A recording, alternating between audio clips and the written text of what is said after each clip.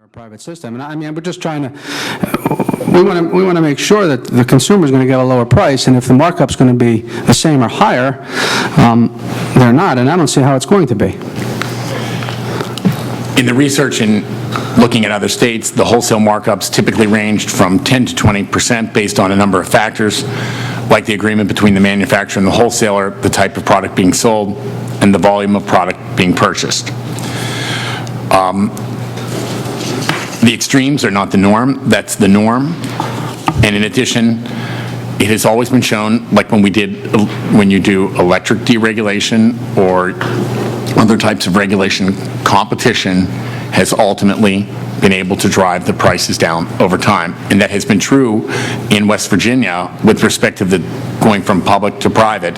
They do have a set markup given the way that they handle their wholesale, but overall their prices to the customer has been reduced. Okay. I mean, if you can send some of that, because I can certainly provide other examples of states that have a much higher markup and the prices are higher. And I mean, we have a volume discount that helps us. I'm just trying to figure out, you're going to have two markups: profit, expensive new license for wholesale and retail, and you're going to get a lower price. I just don't see it. But whatever information you can send us with regards to the markup, I'll just use this of how it does that.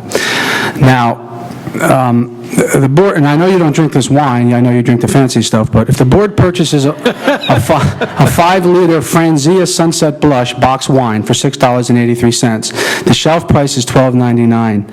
Under this bill, assuming the modest markups that we talked about, 20% for wholesale, 25% for retail, that would cost approximately $26.79, or more than double its current costs. Let me give you one more example. 1.75-liter bottle of Vladimir vodka. Board purchased it for $6.25. Shelf price $11.59.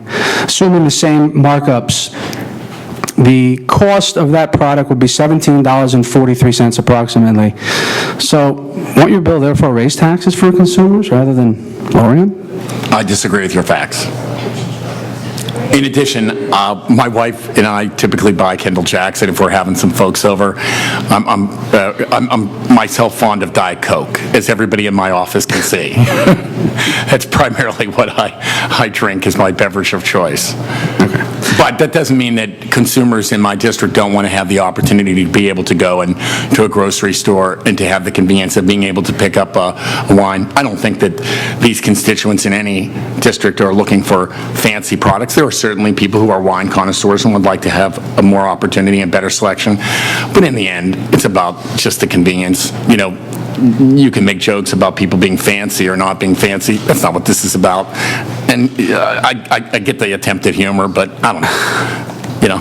I figure you have a sense of people humor. go to Giant Eagle and Giant, and they're just looking for stuff. I mean, but the average person, the middle class working folk that are a lot of them sitting in this office, in this room right now, are going to buy a lot of those things, and the lower priced are going to get hammered more by the gallon. That's all I'm saying. I think there's going to be lower prices. You don't. We're going to have a disagreement on that. Okay, and that's fair.